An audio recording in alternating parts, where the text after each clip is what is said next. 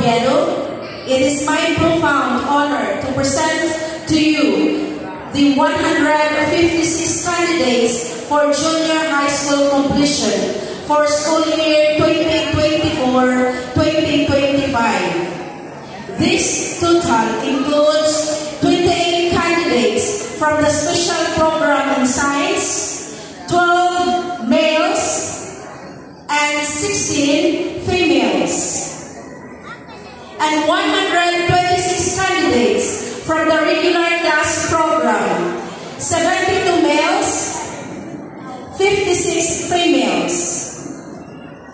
I hereby certify that these candidates have satisfactorily completed the junior high school curriculum requirements prescribed by the Department of Education for secondary schools.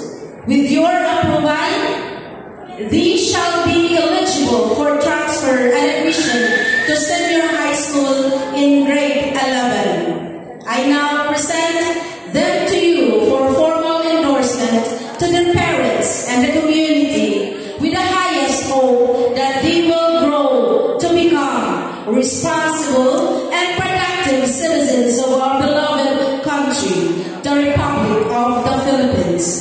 Mrs. Oviedo, the candidates for completion.